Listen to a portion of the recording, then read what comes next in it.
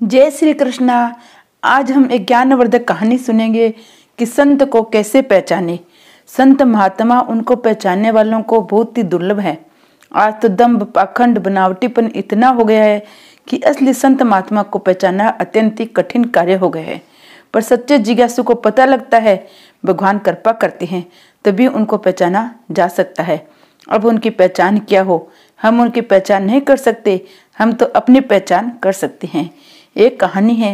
एक नवयुवक राजगद्दी पर बैठा 5-7 वर्ष राज्य करने के बाद उसने अपने राज्य के बड़े बूढ़ों को इकट्ठा करके पूछा, आप लोग बताएं कि राज्य हमारा ठीक रहा या हमारे पिताजी का ठीक था अथवा हमारे दादाजी का ठीक था, किसका राज्य ठीक रहा?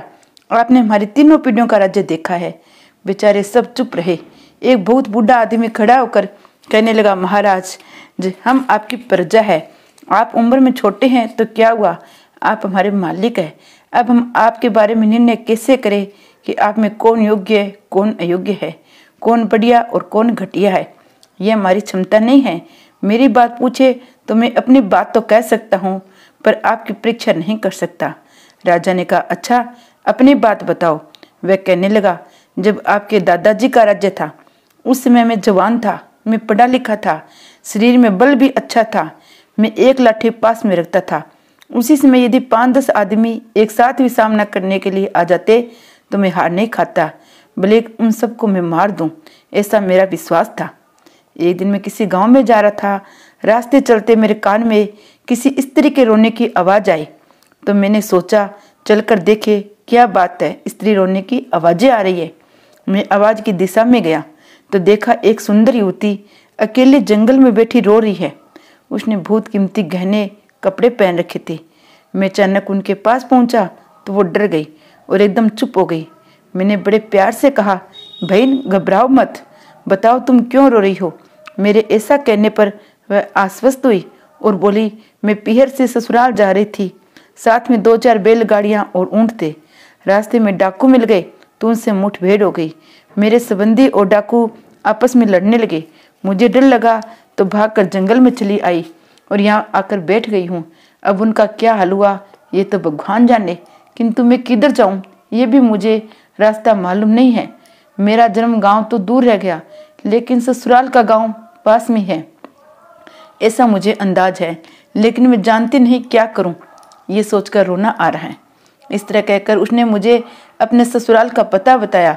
मैं उस गाँव को जानता था, इसलिए मैंने उससे कहा, बहन तुम चलो, डरने की कोई बात नहीं है, मैं तुम्हारे साथ हूँ। पूछने पर उसने अपने ससुर का नाम कागज पर लिखकर बताया। मैं उसको ससुर को भी जानता था, इसलिए उसे उसके ससुराल ले गया। रात हो चुकी थी। सब लोग तरह तरह की चिंता कर रहे थे। वे लोग बहुत दुखी थे क्योंकि बहू के शरीर पर गहने आदि भूत थे। बहू को सही सलामत पहुंची देखकर सबके मन में प्रसन्नता छा गई। उस स्त्री ने अपने घर वालों से कहा, इन सज्जन को मैं पिता कहूँ या भाई कहूँ, इन्होंने मुझे बड़े प्यार से धीरज दिलाया और यहाँ तक पहुँचाया है। उसके ससुर मुझे इनाम देने के लिए 500-700 रुपये लाए और लेने का आग्रह करने लगे। मैंने अपना कर्तव्य समझकर ये काम किया था कि कोई दुखी है तो उसका दुख दूर हो जाए, इसलिए मैंने रुपए नहीं लिए। मैंने मन में सोचा अपने कर्तव्य पालन की बिक्री नहीं करूँगा। मेरे मन में रुपए न लेने से बड़ा संतोष रहा। मैं वापस चलाया। ये बात तो आपके दादाजी के समय की थी। इसके बाद आपके पिताजी का राज्य आया। उनके राज्य काल के 5-7 वर्ष बीतने पर एक बार मेरे व्यापार में बड़ा घाटा लगा। धन की तंगी हुई तो मेरे मन में बात आने लगी कि उसमें इतना अच्छा अवसर था। 10-15 हजार का तो गहना ही था। अकेली स्त्री थी, एक थप्पड़ मारता तो सारा गहना जेवर मुझे मिल जाता। आज ये दुख नहीं भोगना पड़ता। उस समय बड़ी भूल हो गई। अब पछताने से क्या हो। जब इनाम देने लगे तब भी नहीं लिया।